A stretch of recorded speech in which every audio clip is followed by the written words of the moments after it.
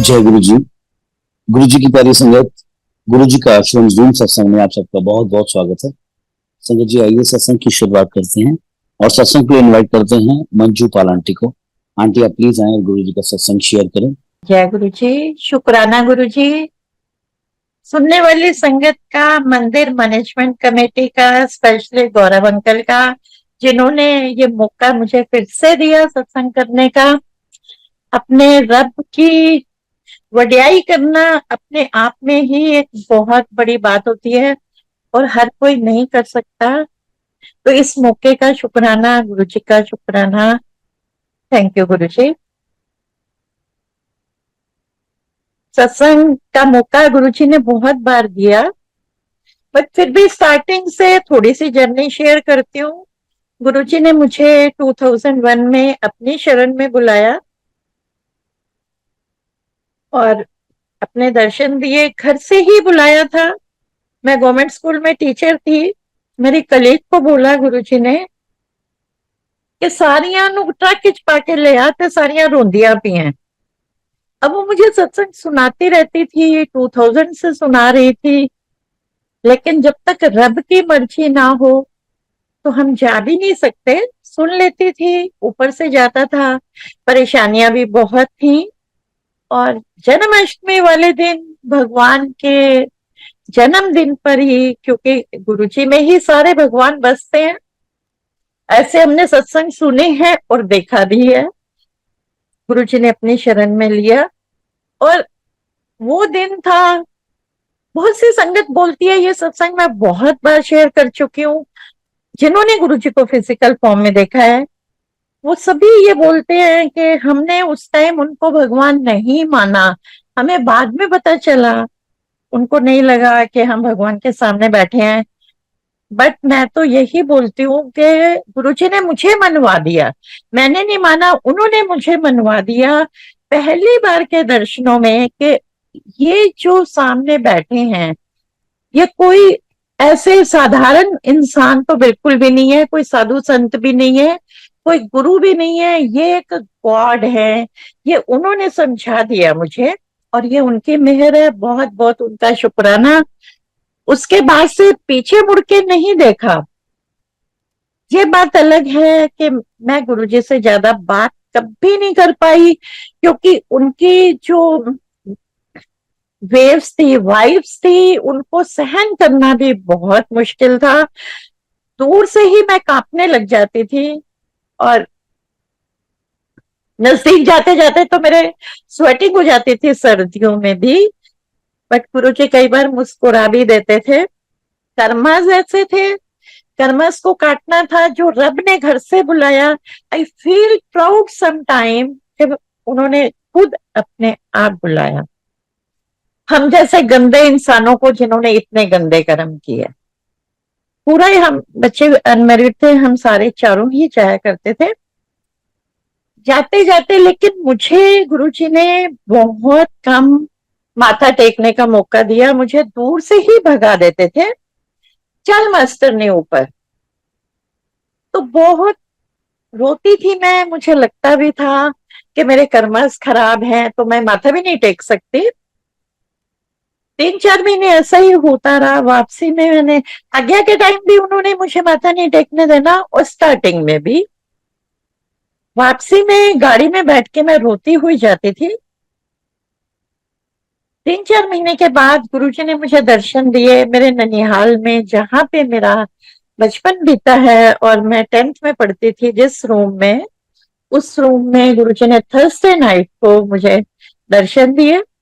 मेरी चारपाई पे आके बैठ गए और हमेशा गुरुजी ने मुझे पालांटी या मास्टर ने ही बोला है।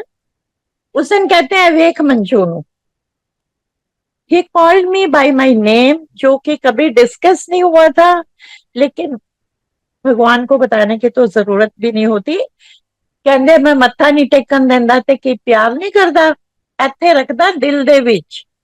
हाथ उन्होंने अपनी चेस्ट पे रख के बड़े मुस्कुराए और आई वॉज सो हैप्पी। मुझे लगा लो आज तो मजा आ गया। और मैं गुरुजी की गोदी में चली गई, उनको किस किया। मैंने कहा लॉर्ड कृष्णा की तरह आपने जन्माष्टमी वाले दिन ही मुझे बुलाया, आप मेरे साथ ऐसे शैतानियां कर रहे थे।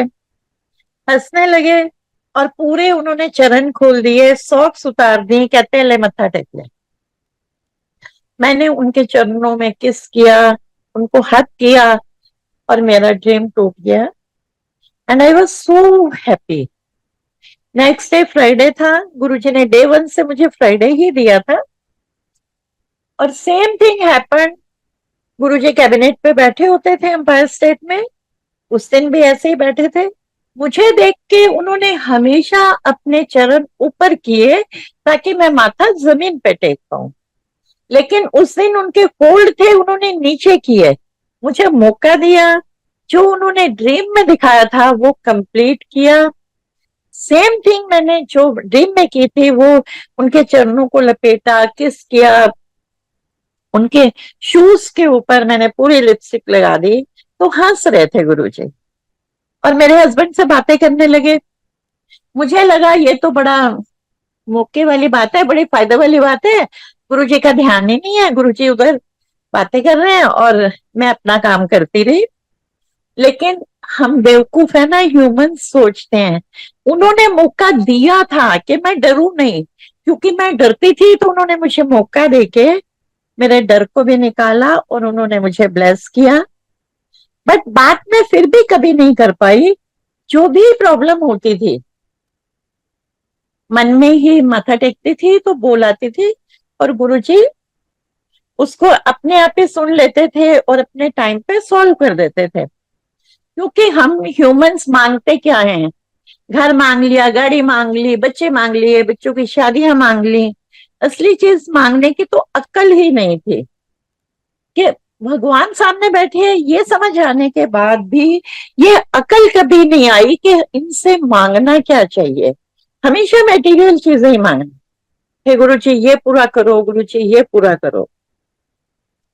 उनको तो मालूम ही था, हर चीज उनसे कोई छुपी हुई नहीं थी, जो भी होता था उनके मन में क्लियर होता था।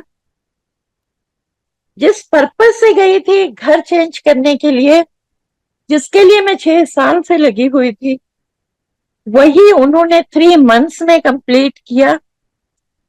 जहां पर मेरा बजट भी नहीं था, लेकिन मुझे लेना वहां था और उसी घर में मैं हूं, वहीं से सत्संग कर रही हूँ।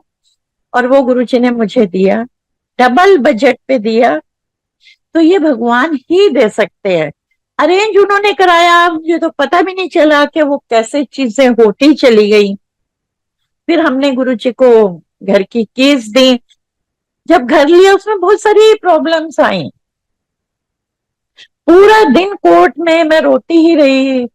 ये लंबा सत्संग हो जाएगा, बहुत तंग किया उसने, जिससे हमने खरीदा था। बट गुरुजी ने ब्लेस किया हुआ था। फाइनली घर हमें मिला और गुरुजी कहते ऐ कि मैं तो तेन उत्तों तो थल्ले तक ब्लेस किया। और गुरुजी ने एक कार्ड दिया शादी का, कमांडर शर्मा अंकल की बेटी का था। कहते अटेंड करते ब्लेसिंग ही ब्लेसिंग है। और एक चीज के साथ कनेक्ट करके गुरुजी ने दूसरी चीज को ठीक किया। रात के टाइम गुड़गांव जाना, उस टाइम ना कोई जीपीएस होता था, हमारे पास गाड़ी भी मारुति 800 होती थी। गुरुजी ने कार्ड दे दिया और ये बोला ब्लेसिंग है। ब्लेसिंग ना भी हूं, जब रब ने दे दिया, इतनी बात तो हमारे चारों मेंबर्स को घर में समझ आ गई थी कि ये क्या चीज है। और मेरे हस्बैंड जैसे डरपोक इंसान, वो 10 बजे के बाद घर से बाहर नहीं निकलते थे। उन्हें लगता था पता नहीं जैसे सारी दुनिया बाहर चोरी घूम रही है। लेकिन उन्हीं के हाथ में दिया था। खुद हम गए, रास्ते में हमें कहीं पूछना नहीं पड़ा। हम शादी अटेंड करके सुबह 3 बजे घर आए। तो दोनों चीजें निकाली, हस्बैंड का डर भी निकाला, ब्लेसिंग भी दी और घर तो ब्लेस किया ही किया। 13 नंबर किया। कहा भी गुरुजी ने तेरा ही तेरा। बाबा नानक ने भी एक बार रोक के बोला था, तेरा पे रुक गए थे कि सब भगवान का।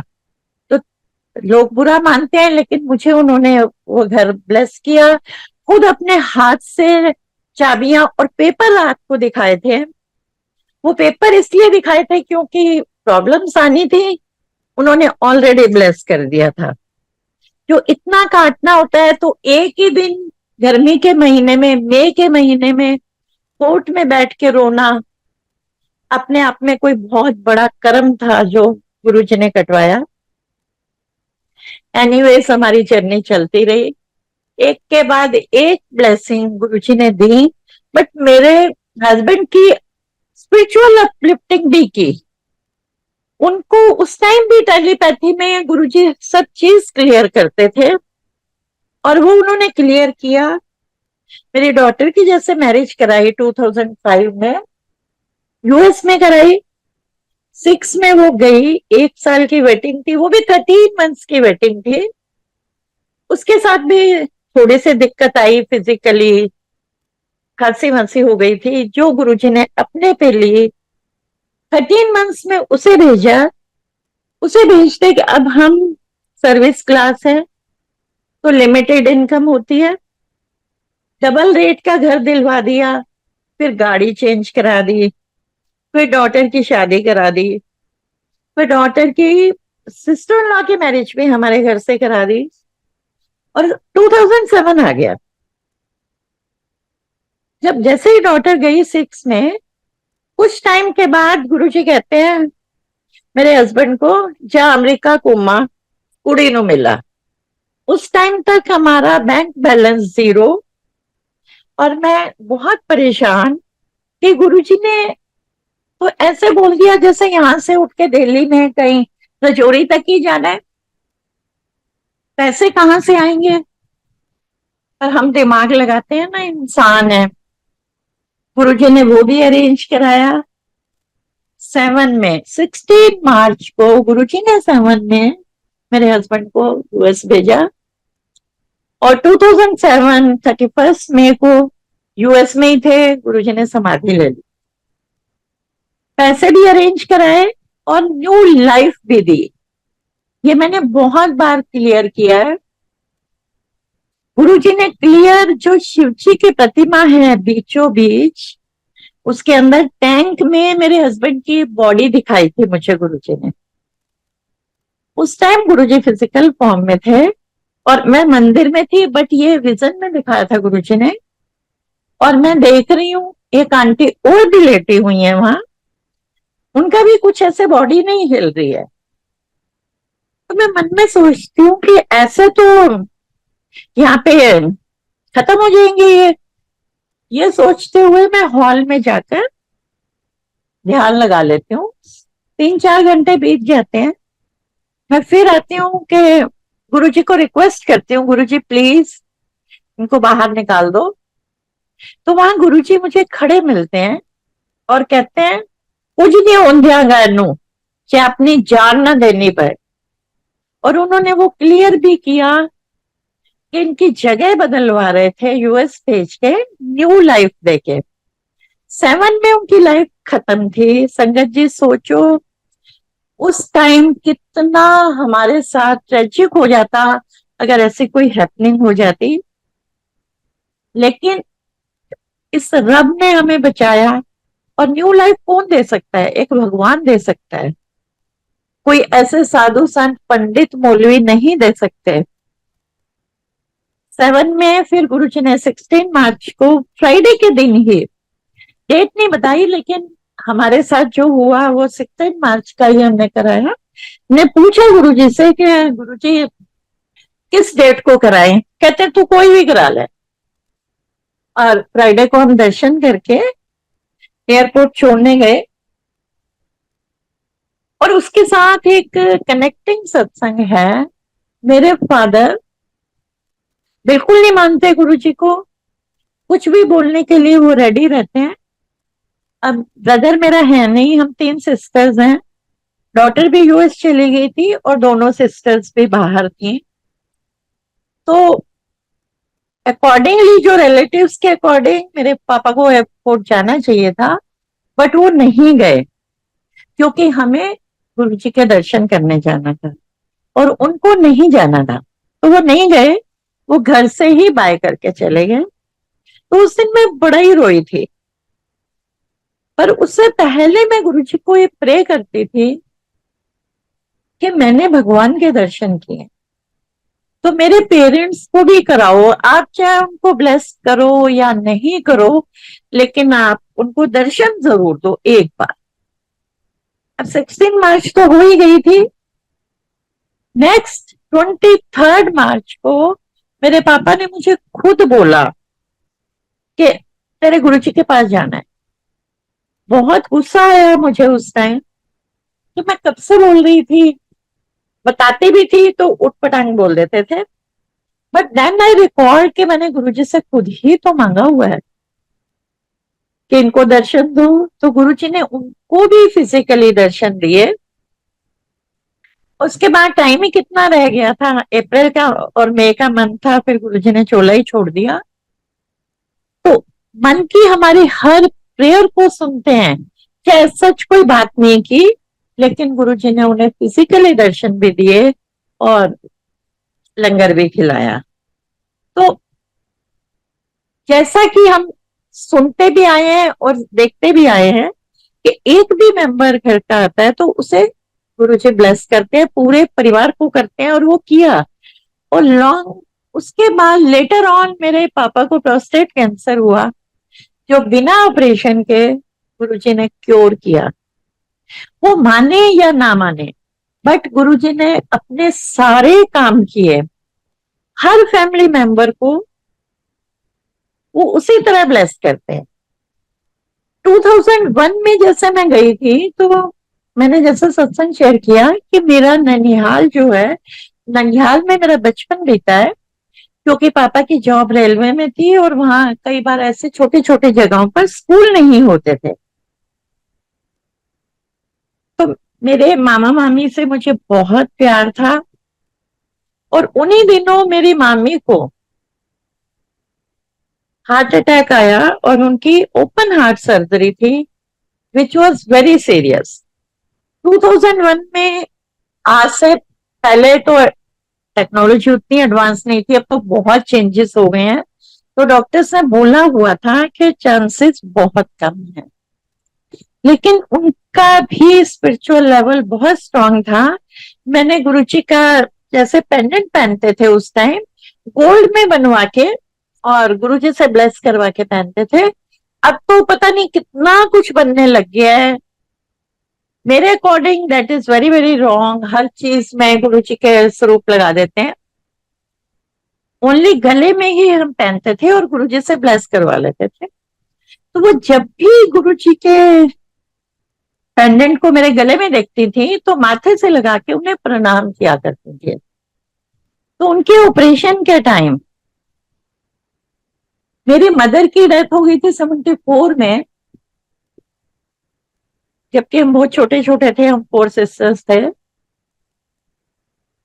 तो उस टाइम मेरी मामी मुझे बोलती हैं, सब ड्रीम में चल रहा है कि तेरी मदर की डेथ नहीं हुई है, वो रूठ के गई है और मैं उनको ढूंढने जा रही हूँ।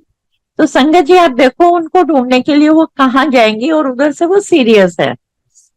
तभी गुरुजी आके खड़े होते हैं साक्षात, कहते हैं तेनों की पता अमेरिका गई कनाडा गई, तू बैठ जा, तू कितने नहीं जाना। और आप देखिए संगत जी, उनका ऑपरेशन बिल्कुल successful, she was completely all right. अभी 1-1.5 साल पहले उनकी डेथ हुई है। तो गुरुजी अपने भक्तों के, आगे चाहने वालों का भी पूरा ध्यान रखते हैं, हर तरह से उन्हें ब्लेस करते हैं।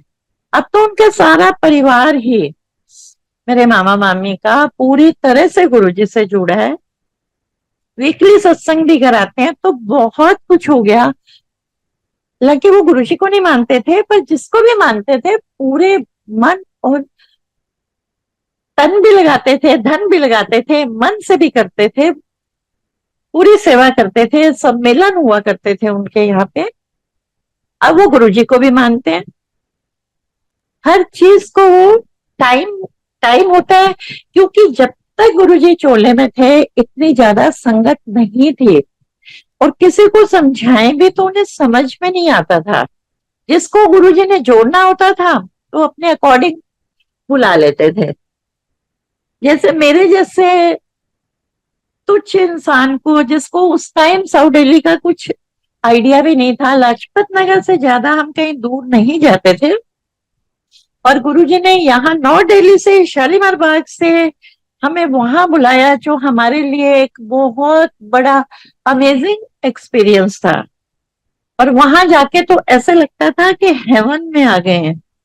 जो वो ईयर्स हमारे गए, वो गोल्डन ईयर्स थे जो लाइफ में कभी नहीं आ सकते।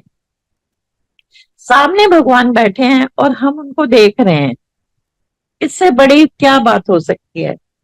कोई भी क्वेश्चन आता था, गुरुजी से पूछ आते थे, जवाब मिल जाता था, और फिर हम उसको करने में हमें कोई टेंशन ही नहीं होती थी। बट सिखाया गुरुजी ने धीरे धीरे कि शब्द बानी सुनो, जिससे तुम्हें तुम्हारे जवाब मिले। क्योंकि अब हम डायरेक्ट जवाब नहीं ले सकते, टेलीपैथिकली मेडिटेशन में बैठे हैं, गुरुजी के स्वरूप को लेके बैठे हैं, तब हम अपने जवाब ले सकते हैं। बहुत सारी ऐसी चीजें होती हैं जो हम किसी से शेयर भी नहीं कर सकते, लेकिन हमें आंसर चाहिए होता है तो वो गुरुजी हमें देते हैं। हमें सिर्फ उनसे जुड़ना है।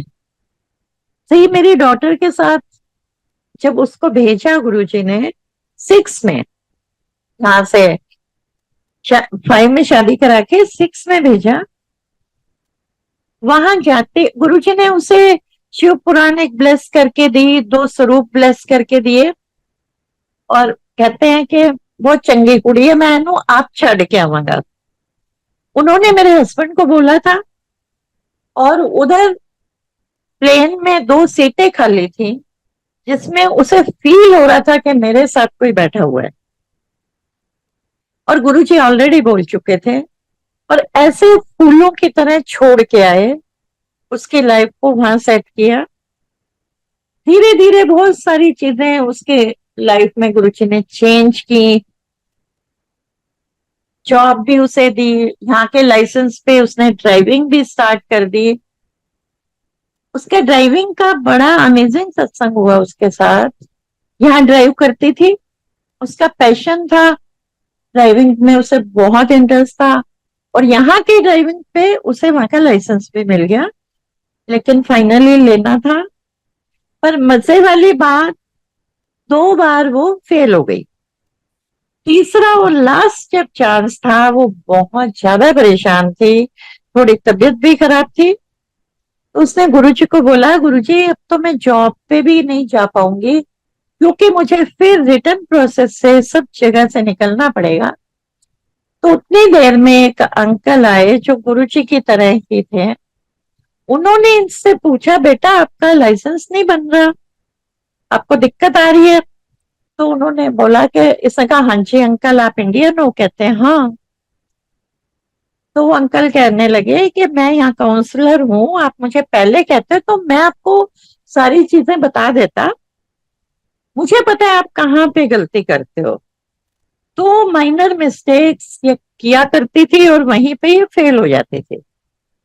और संगत जी, उस इंसान को क्या पता कि ये कहाँ पे गलती करती है। कहते मैं तुम्हें वो करता हूँ, चलो ट्रेनिंग देता हूँ, $100 लूंगा। मैं कहा ठीक है। वो इसे ले गए और उस पॉइंट पे रोका कि यहाँ पे आप गलती करते हो। फिर एक और पॉइंट पे ले गए, कहते अब जाओ। ये लोग पूछ के गए थे इनका कितनी देर में नंबर आएगा, उतनी देर वो इसको समझाकर आ गए, और वो बाहर बैठे, कहते जाओ आप टेस्ट दे के आओ। अब ये टेस्ट दे के आई और इसको लाइसेंस मिल गया। तो वो पहले से ही कहते मिल गया ना बेटा, मुझे पता था, इसको से पूछे बिना ही। मैं कहा हाँ जी अंकल मिल गया। शी वॉज वेरी हैप्पी, क्योंकि इसका लास्ट चांस था। मैं कहा अंकल आप बैठो, मैं आपके लिए चेक लेके आती हूँ, कैश लेके तो वहां कोई घूमता नहीं है। ये चेक लेने गई है। उसके बाद वो अंकल आज तक नहीं मिले, ना उनका फोन मिला, वो फोन एग्जिस्ट ही नहीं करता था, और जो मेल थी वो बाउंस बैक हो रही थी। आज तक उनका कोई अता पता नहीं। तो संगत जी, ये सब काम कौन कर सकता है, एक रब कर सकता है। उन्होंने किया। हर प्रॉब्लम से, ये देखा जाए तो वो छोटी प्रॉब्लम है, जब वो इतनी छोटी प्रॉब्लम हमारी नहीं देख सकते तो बड़ी कैसे देखेंगे। हर तरह से हमारी हर इच्छा को पूरा करते हैं। छोटी इच्छा से ही, इच्छा क्या मन में ही जो आए। मुझे एक सत्संग याद आया, जब मेरी डॉटर भी चली गई और हस्बैंड को भी भेज दिया, और 7 से पहले की बात है, 31 मई 2007 से पहले की ही बात है। मैं और मेरा बेटा अंपायर स्टेट गए, तो जनरली 9, साढ़े 9, पौने 10 हम निकल जाया करते थे। वहां से हम निकले और मैं जॉब में थी।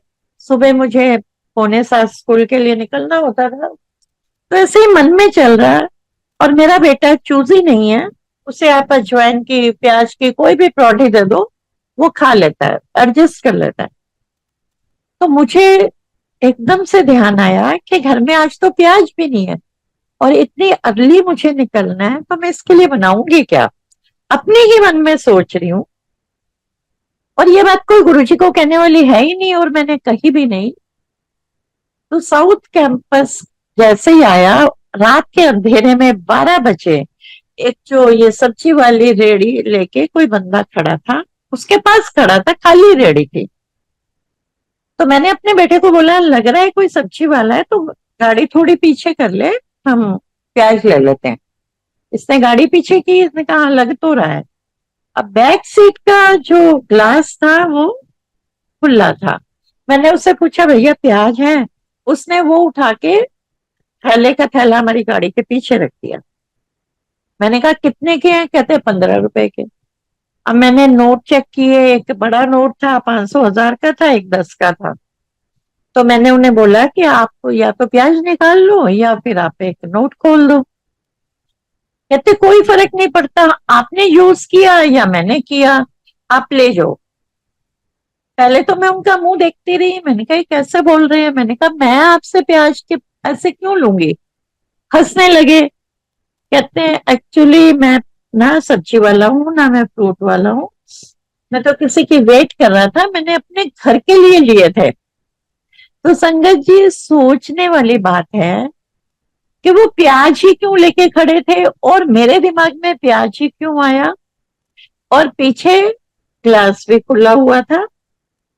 खैर उनसे बात होती रही, कहने लगे कि नहीं, पैसों की जरूरत नहीं है। पर मैंने बहुत उनको बोला, तो कहते हैं ठीक है आप 10 रुपए दे दो, आप नहीं मानते तो हमारे ये रब इतनी सी प्रॉब्लम का भी सोल्यूशन रात को 12 बजे लेके खड़े थे, जबकि उसके बिना सारे काम चल सकते थे। लेकिन माइंड में आया था, जो माइंड में आता है वो ये हमेशा पूरा करते हैं। और कई बार हम कुछ सोचते हैं और गुरुजी को कुछ और मंजूर होता है। जब मेरी डॉटर जाने वाली थी अमेरिका, तो हम फ्राइडे दर्शन करने गए। तो मुझे बहुत लगता था कि बाद में 10-15 लोग बैठते हैं, फिर उन्हें प्रसाद भी मिलता है, गुरुजी उनसे बातें भी करते हैं, तो हम भी कभी बैठे। बट गुरुजी ने ऐसे कभी नहीं बैठने दिया, और क्लियर भी किया कि जिसके ज्यादा कर्म खराब होते हैं उनको मेरे टाइम की जरूरत होती है, उनको मैं बैठाता हूँ। बट उस दिन उनको पता है, मेरी डॉटर को, मेरे बेटे को और हस्बैंड को, तीनों को गुरुजी ने अंदर बैठा लिया 10 बजे के बाद, जो बाकी जैसे संगत बैठती थी। लेकिन मैं बाहर वही गैलरी में बैठी हुई थी। अब इतनी हिम्मत नहीं होती कि अंदर अपने आप चले जाओ अगर गुरुजी ने नहीं बोला तो संगत जी, पूरे ये तीनों 2 बजे तक, 2:30 बजे, 2-2:30 बजे तक अंदर बैठे रहे, और मैं बाहर बैठी। वहीं पे ही मैं अपने ध्यान में शब्द सुनती रही, क्योंकि उस टाइम अंदर इतने शब्द नहीं चलते थे, गुरुजी बात कर लिया करते थे। और प्रसाद मेरे पास बाहर आया, लेकिन गुरुजी ने मुझे अंदर नहीं आने दिया। जब ये लोग आए तभी हम वापस आए। और उसी दिन गुरुजी ने मेरे डॉटर को ये शिव पुराण और अपने स्वरूप ब्लेस करके दिए थे। तो उनकी मर्जी के बिना डिसिप्लिन इतना होता था। आजकल तो हम बहुत सारे, मेरे समेत, हम डिसिप्लिन को तोड़ते हैं। तब बिल्कुल भी आज्ञा नहीं होती थी। अगर उन्होंने मना किया है, 10th से शायद नीचे के बच्चे को अलाउ नहीं करते थे, तो वो एम्पायर स्टेट में नहीं आते थे। स्पेशली कभी किसी का बर्थडे हुआ तो परमिशन लेके आया करते थे। तो सारी उस डिसिप्लिन को अब हमें मानना चाहिए, पर हम नहीं मान पाते हैं। संगत ज्यादा हो गई है, या जो लेके आते हैं वो नहीं समझा पाते। तो बहुत सारी चीजें ऐसी हैं जो हम नहीं फॉलो कर पाते हैं, बट हमें करनी चाहिए। और जहां तक सेवा की बात है, गुरुजी ने खुद बोला था, कर्म कटवाने के लिए वो किसी तरह की सेवा भी कराते हैं। एक बार मेरे हस्बैंड ने बोला गुरुजी को कि गुरुजी मेरा ध्यान नहीं लगता, तो आप मुझे ब्लेस करो ताकि मैं मेडिटेट कर पाऊं। तो गुरुजी कहते हैं तेनू लोड़ नहीं है। बात खत्म हो गई, गुरुजी ने कह दिया तो कोई मतलब ही नहीं है। ऐसे ही मेरे मन में आता था, मैं जब आंटियों को देखती थी कि वो किचन में लंगर बनाती हैं, तो मैं गुरुजी, जब तो गुरुजी ही रहते थे और चारों दिन वही सेम आंटियां बनाती थी, कि गुरुजी हमें भी कोई सेवा दे दो, चाहे आप टॉयलेट साफ करने की दे दो। ऐसा मन में थॉट आया। और फ्राइडे को जैसे हम दर्शन करके आए, तो गुरुजी कहते हैं आंटी सोमवार बड़े मंदिर जाए। हाँ जी गुरुजी, मत्था टेका और आ गए। बड़े मंदिर के लिए गुरुजी बोला करते थे कि मंडे को जाया करो, और संगत आती थी छोटे छोटे ग्रुप्स में। बाद में वो सत्संग भी किया करते थे। फ्राइडे को गुरुजी ने आज्ञा की। संडे नाइट को मेरे को ड्रीम में गुरुजी ने बड़े मंदिर के सारे टॉयलेट्स बहुत गंदे दिखाए, सब में शिट पड़ी हुई है। और सारी संगत को मालूम है कि बड़े मंदिर में कितनी सफाई है, टॉयलेट्स गंदे हो ही नहीं सकते। और उस टाइम में जहां 8 या 10 संगत मुश्किल से हुआ करती थी मंडे को, हम मंडे को गए। एज यूजुअल मैं वॉशरूम गई, तो जो सेम चीज गुरुजी ने मुझे ड्रीम में दिखाई थी वो वहां प्रैक्टिकली थी। आज तक मैं सोचती हूँ कि बड़े मंदिर में तो ऐसा हो ही नहीं सकता, बट वो था। और देखकर मन बहुत खराब हुआ, क्योंकि मुझे शुरू से ही ऐसा नहीं आदत। बच्चों के पोटी भी मैं बड़ी मुश्किल से साफ करते थे। तो देन आई रिकॉर्ड, उन्होंने याद कराया कि खुद ही तो मांगा था गुरुजी, चाहे टॉयलेट साफ करने की सेवा दे दो।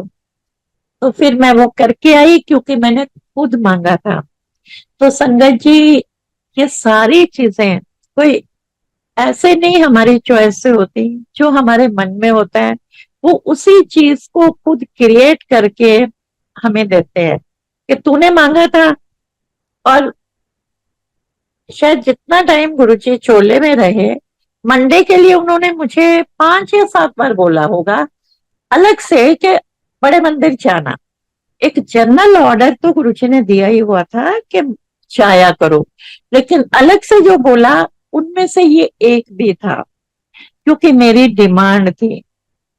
तो ये हमारे रब हैं जो हमें किस तरह से हमारी हर चीज का उनके पास सोल्यूशन है, और वो बताते हैं कैसे क्रिएट करवा देते हैं। मैं तो समझ भी नहीं आता कि ये सब कैसे चल रहा है लाइफ में। ऐसे ही चलता रहा, बहुत सारी चीजें होती रही। वहां डॉटर को घर भी दिलवाया, उसको अच्छी जॉब भी दिलवाई। बोला हमने गुरुजी को कि जब उसे थोड़ी ऐसे ही जॉब मिली थी, कहते ओ नहीं एनू और बढ़िया जॉब मिलेगी। उसको अलग से ब्लेस करते रहे। उसने जाने के बाद अपार्टमेंट में रहती थी, अपने घर में एक छोटा सा साइड पे गुरुजी का जो स्वरूप ब्लेस करके दिया था उसका मंदिर बना दिया, और वहां पे वो जोत जलाया करती थी। और उसने ऐसे ही अनकॉन्शियसली कहो, अनकॉन्शियसली, मेरे पास वर्ड्स नहीं है बोलने के लिए, थाली में एक एप्पल रख दिया प्रसाद का, और जिसको वो रोज सोचती थी उठाऊं पर नहीं उठाती थी, आज उठाती हूँ कल उठाती हूँ, करते करते 2 ढाई महीने बीत गए और शिवरात्रि आ गई। और उसने उसे उठाया, एज इट इज फ्रेश था, सबको खिलाया कि डिवाइन प्रसाद बन गया गुरु जी का। और मेरे से पूछा भी कि एप्पल कितने दिन बाहर ठीक रहता है। मैंने कहा तुम्हारे कंट्री का तो पता नहीं, क्योंकि मैं तो कभी गई नहीं थी। इंडिया में तो 2-3 दिन से ज्यादा रहता ही नहीं है, उसकी स्किन ही अजीब सी हो जाती है। तब उसने मुझे बताया कि बिल्कुल फ्रेश था, ये गुरुजी ने ही उसे फ्रेश रखा हुआ था और वो डिवाइन बनाना था। लेकिन घर में होता है ना, उसके ब्रदर इन लॉ को लगा के शायद मैनिपुलेशन है, और ये नेचुरल भी है।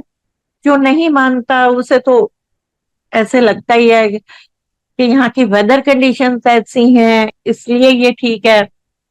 तो उस वो किसी और गुरु को मानते थे, उसने भी इसे वो करने के लिए वहां पे एक एप्पल रख दिया कि मैं इसे बताऊंगा कि ऐसा कुछ होता नहीं है, ये सब वेदर कंडीशंस की वजह से हुआ है।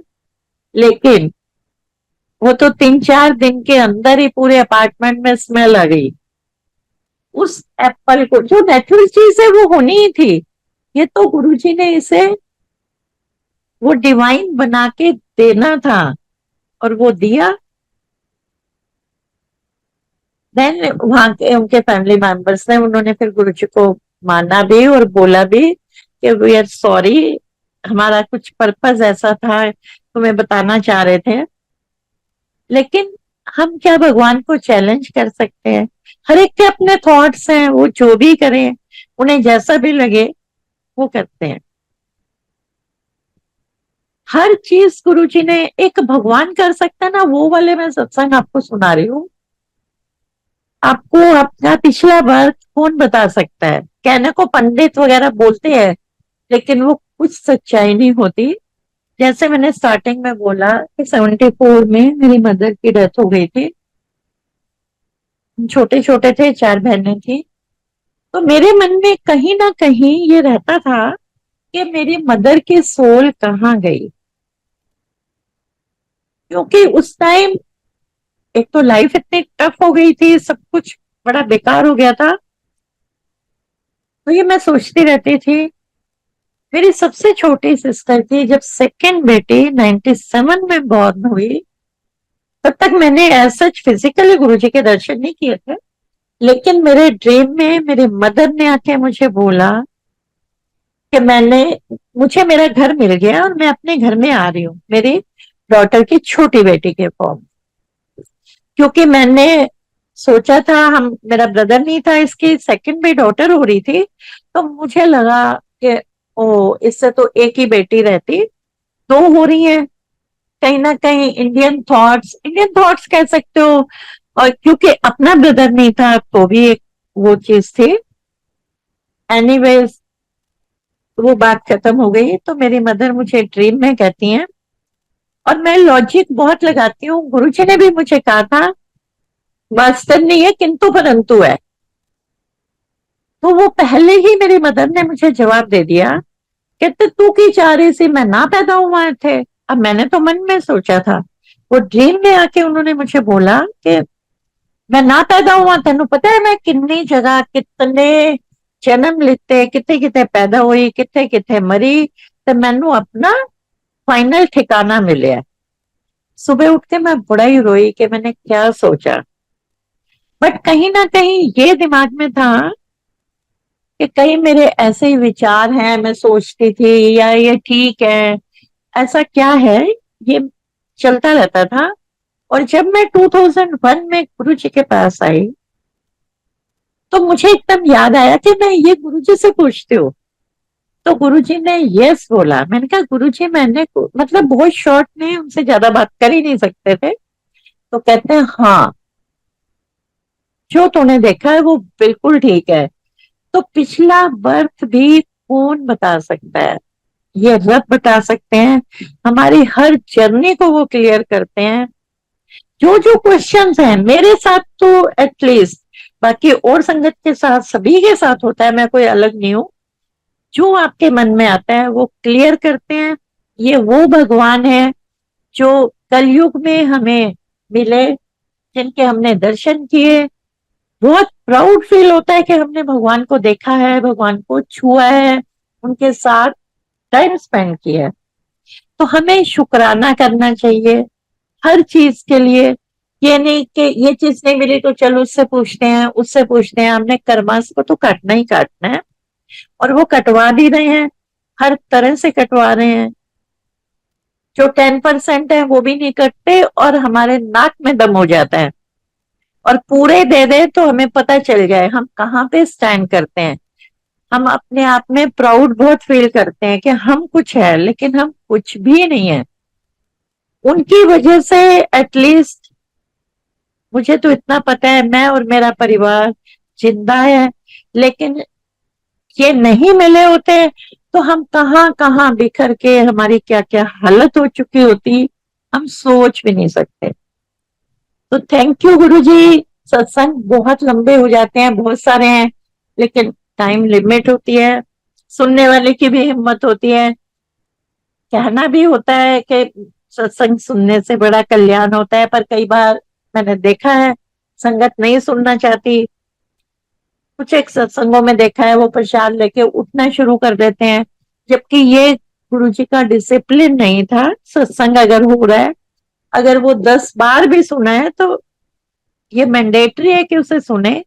एनीवेज, इसीलिए गुरुजी बोलते थे शॉर्ट में करो, ताकि सुनने वाला भी सुन सके, और हमें अपने रब की जो है महिमा है वो भी क्लियर हम समझा सके और उनको समझ आ सके।